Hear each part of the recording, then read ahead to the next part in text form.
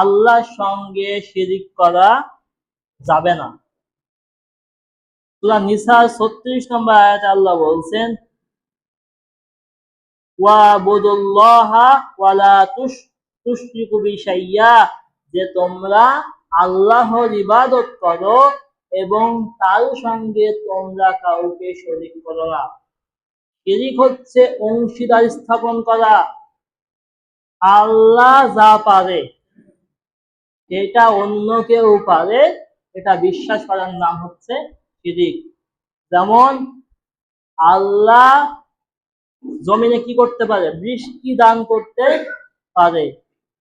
এখন আপনি যদি মনে করেন, আমি যদি মনে করি আল্লাহ বাদে অন্য কেউ বৃষ্টি দিতে পারে, তাহলে এটা কি হবে?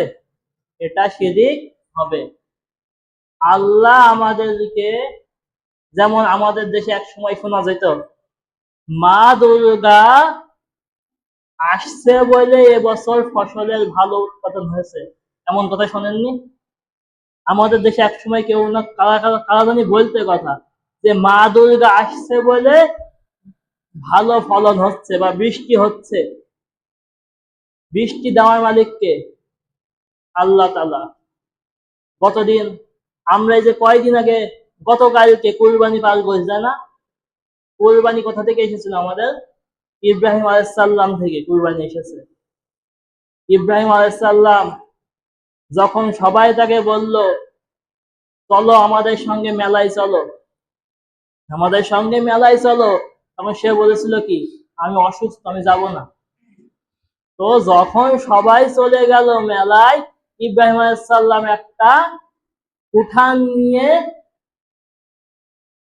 তাদের মন্দিরে প্রবেশ করলো, সবগুলো মূর্তিকে ভাঙলো এবং একটা মূর্তির ঘাড়ে কুড়ালটা ঝুলিয়ে রাখছিল। জানেন না ঘটনা? তো সবাই এখন যখন ফিরে এসে বলছে এই কাজ করছে ইব্রাহিম, তখন বলছে না, ইব্রাহিম আসলাম বলছে না, আমি করিনি, ওই যে বড় মূর্তিটা ওই ভেঙেছে সবকিছু। তখন তারা বলছে মূর্তি কি ভাঙতে পারে? আচ্ছা, মূর্তির কি কোনো ক্ষমতা আছে? মূর্তির নাকের উপরে মাছি বসে পায়খানা করে দেয়, মূর্তি কিছুই করতে পারে না। মূর্তির সামনে খাবার থাকে, মূর্তি খেতে পারে না। কিন্তু আমাদের দেশে এক শ্রেণীর মুশরিক একটা সময় বলতো যে মা দুর্গা আসলে নাকি ফসল ভালো হয়। নাউজুবিল্লাহ। এখন ভালো ফসল দেওয়ার মালিক কে? আল্লাহ। আল্লাহ দিতে পারে, কোন মূর্তির কোনো ক্ষমতা নেই। কিন্তু আমাদের দেশে মূর্তি পূজায় 6 লাভ হয়ে যায়। অন্যান্য ধর্মাবলম্বী তারা তো মূর্তি পূজা করে, আমাদের মুসলমানরাও বিভিন্ন সময় বিভিন্ন জনের বিভিন্ন মানুষের মূর্তি রাস্তার মোড়ে মোড়ে টাঙিয়ে রাখে, বানিয়ে রাখে। এই মূর্তির বিপক্ষে কথা বললে অনেক সময় হুজুরদেরও বিপদ আসে, হুজুরদের জেল জরিমানাও হয়। তো সেদিকে যাচ্ছি না, যে কথা বলছিলাম, আল্লাহর সঙ্গে শিরিক করা যাবে না। কারণ শিরিক হচ্ছে পৃথিবীর মধ্যে সব থেকে বড় গুনাহ। লুকমান হাকিম, তার নাম আপনারা সবাই শুনেছেন।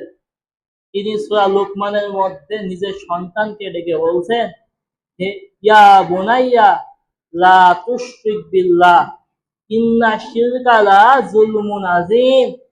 হে আমার সন্তান, তুমি আল্লাহর সঙ্গে কখনো শিরিক করবে না, নিশ্চয়ই শিরিক হচ্ছে সব থেকে বড় জুলুম। আনাস রাদিয়াল্লাহু তাআলা আনহু থেকে এবং তিনি বলেন, রাসূল সাল্লাল্লাহু আলাইহি ওয়াসাল্লামকে প্রশ্ন করা হলো আনিল কাবাইর, ওগো আল্লাহর রাসূল, সব থেকে বড় গুনাহ কি? আল্লাহ রাসূল সাল্লাল্লাহু আলাইহি ওয়াসাল্লাম বলছেন যে আশরিকু বিল্লাহ, আল্লাহর সঙ্গে শিরিক করা। আল্লাহ রাসূলের ভাষায় সব থেকে বড় গুনাহ হচ্ছে আল্লাহর সঙ্গে শিরিক করা। শিরিক এমন একটি গুনাহ পৃথিবীতে, শিরিক যদি কেউ করে আর ওই অবস্থায় মারা যায়, আল্লাহ তাআলা তাকে ক্ষমা করবেন না।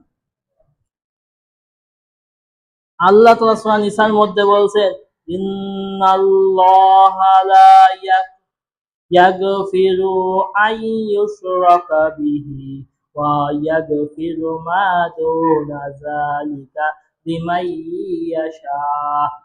আল্লাহ বলছেন, নিশ্চয় আল্লাহ তাআলা ক্ষমা করবেন না যারা আল্লাহর সঙ্গে শিরিক করে তাদেরকে। এছাড়া আল্লাহ চাইলে যে কোনো গুনাহ ক্ষমা করতে পারে। আপনি মনে করেন নামাজ পড়েননি, নামাজ ছেড়ে দিয়েছেন, রমজান মাসে আপনি গাফেলতি করে রোজা রাখেননি, এটা কি? এটা আল্লাহর ইবাদত করেন, এটা পাপ। আপনি মিথ্যা কথা বলেছেন, এটা পাপ। এই পাপ করেছেন এবং আপনি ক্ষমা না চেয়ে মারা গিয়েছেন, আপনি আখিরাতে উঠেছেন, আল্লাহ চাইলে আপনাকে মাফ করে দিতে পারে। কিন্তু আপনি শিরিক নিয়ে মারা গিয়েছেন আর আপনি তওবা করে মারা যাননি, কিয়ামতের মাঠে আপনাকে বাঁচাবে, আপনাকে মাফ নিয়ে দেবে পৃথিবীর কেউ নেই। আল্লাহ তাআলা নিজেই মাফ করবেন না, তাহলে সেখানে আপনাকে কে মাফ পাইয়ে দেবে? আল্লাহ তাআলা নিজেই মাফ করবেন না, তাহলে কে মাফ পাইয়ে দিবে? এটা সম্ভব নয়। যে ব্যক্তি আল্লাহর সঙ্গে শিরিক করবে ওই ব্যক্তি জান্নাতে প্রবেশ করতে পারবে না। আল্লাহ তাআলা বলছেন, ইন্নাহু মাইয়ুশরিক বিল্লাহি ফাকাদ হারামাল্লাহু আলাইহিল জান্নাহ।